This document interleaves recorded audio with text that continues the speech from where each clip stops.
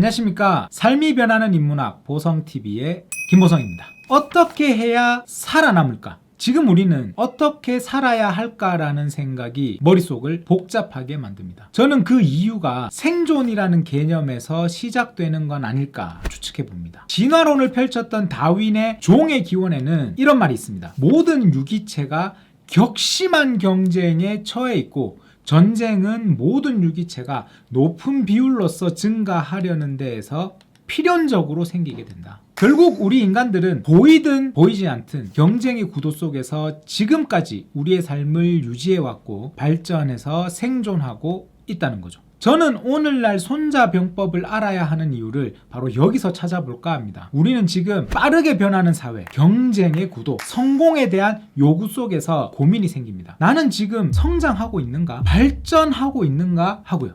만약 그렇지 못하다는 생각이 든다면 불안해지는 거죠. 어떻게 살아야 하는가에 대한 스스로의 질문에 여러분들은 좋은 대답이 준비되어 있나요? 생존을 위해 살아남아야 하는 가장 치열했던 시대에 그 방법과 길을 제시해준 고전, 바로 손자병법으로 알아보겠습니다.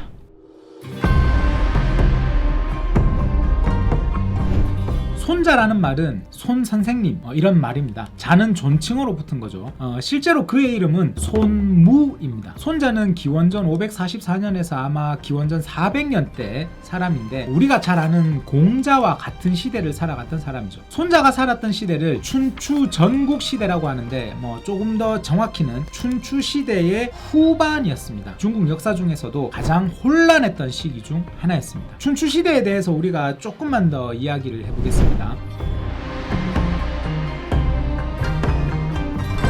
당시에는 주나라는 나라가 중원의 패권을 장악했습니다. 주나라는 패권을 장악할 당시에 건국 공신들과 왕족들에게 주변의 땅을 영지로 나누어 주고 다스리게 했죠. 우리는 이걸 봉건제도라고 부릅니다. 주나라를 다스리는 그 리더를 천자라고 하고 영지를 다스리는 리더들을 제후라고 불렀어요. 천자를 하늘의 아들이라고 해서 왕이라고 하고 제후를 공이라고 불렀습니다. 하지만 시간이 지나면 그 어떤 것이든 약해지기 마련이죠. 주나라의 왕인 유왕 때였습니다. 주나라의 유왕에게는 아주 아름다운 여인이 한 명 있었어요. 이름이 포사라고 합니다. 너무나 아름다웠는데 웃지를 않았다 그래요. 유왕은 포사의 웃는 모습이 보고 싶어서 그녀가 좋아하는 것이 무엇인지 알아보았습니다. 그런데 포사는 특이하게도 비단 찢는 소리를 좋아했다 그래요. 그래서 유왕은 비싼 비단을 사들여서 그녀 앞에서 찢기 시작하죠. 그런데 그것도 하루 이틀이지 그 비싼 비단을 사다가 눈앞에서 찢어버리기만 하니까 나라의 재정이 무리가 가는 거죠. 그러던 중 어느 날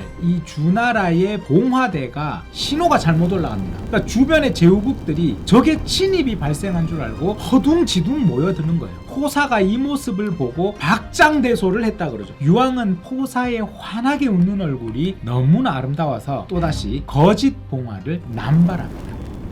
몇 번 이런 일이 발생하자 주변의 제후국들이 유왕을 믿지 않게 되죠. 그러던 중 유왕은 자신의 기존의 왕비를 내쫓고 자신이 사랑하는 아름다운 포사를 왕비에 임명합니다. 억울했던 기존의 왕비 일행이 주나라 서쪽에 있던 적국인 견륜족을 찾아갑니다. 그리고 주나라를 공격하도록 부추기죠. 실제로 견륜이 주나라를 침입하게 됩니다.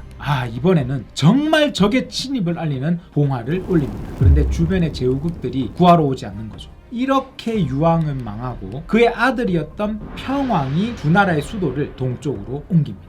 기존의 수도였던 호경에서 동쪽인 나급으로 수도를 옮기는데 동쪽으로 옮긴 주나라라고 해서 이때부터를 동주라고 불렀고 바로 이때가 춘추 시대의 시작이 됩니다. 기원전 770년경이죠. 이렇게 춘추 시대는 그 시작 자체가 혼란의 시작이죠. 천자라는 존재는 이제 신망을 잃었습니다. 주변의 제후국들은 천자의 나라인 주나라를 그저 이름만 가진 정통성만 인정할 뿐 각각의 제후국들이 서로 패권을 다투기 시작하는 겁니다. 이렇게 많은 나라들이 제각각인 상황에서 강력한 패권을 다투던 대국의 군주가 회의를 소집할 수 있는 대맹회라는 것이 있었습니다. 그리고 그 대맹회에 참석할 수 있는 조건을 가진 나라들도 있었죠. 바로 이러한 나라들은 나름 어깨 좀 펴고 다니는 나라들이었겠죠. 이 나라들에도 등급이 있었는데 1등국은 진, 초, 제, 진, 오, 월이라는 나라들이었습니다. 그리고 2등국은 노, 송, 정, 위 같은 나라들이었고 3등국은 진, 채, 조 같은 나라들이었습니다. 그리고 이들보다도 약한 소국들이 많았죠. 이러한 소국들은 큰 나라들과의 굴욕적인 관계를 맺으며 유지하고 있었습니다. 그리고 이 대맹회의 1등국 중에서도 강력한 5개 나라의 군주들을 춘추 5패라고 불렀죠. 자, 그리고 이러한 춘추시대 200년 후에 각각의 나라들이 서로의 패권 전쟁이 팽배해지면서 결국에는 주나라의 정통성마저 인정하지 않는 바로 전국시대로 들어가게 되는데, 바로 그 직전 춘추시대의 후반부가 바로 손자가 살았던 그 시기인 겁니다. 이러한 패권 전쟁이 일어나는 패권 시대에는 상대 나라를 멸망시켜버리고 삼켜버린다는 겸병 전쟁이 날이 갈수록 점점 확대되고 있었는데요. 이러한 시대에 죽어나는 건 백성들이었죠. 어떻게 해야 살아남을까? 어떻게 해야 잘 살아갈 수 있는가에 대한 해답이 필요했을 것 같습니다. 그리고 손자는 지금 시대의 전쟁이란 어쩔 수가 없다. 이는 필요하기다. 그러니 철두철미하게 준비하고 신중하게 전쟁을 해야 한다. 그래서 백성이 살아야 한다는 생각을 한 것으로 보입니다. 자, 이렇게 해서 손자가 살았던 춘추 시대에 대해서 아주 간략하게 알아봤습니다. 혼란한 시대 속에서 생존을 위해 어떻게 살아야 할 것인가를 고민했던 손자의 사상을 통해 지금의 우리가 살아가는 삶의 지혜를 얻을 수 있을 것이라고 생각합니다. 다음 시간에는 손자에 대한 간단한 이야기를 조금 더 이어가 보도록 하겠습니다. 여기서 손자병법, 그 배경에 대한 춘추시대 편을 마치도록 하겠습니다. 시청해 주셔서 감사합니다.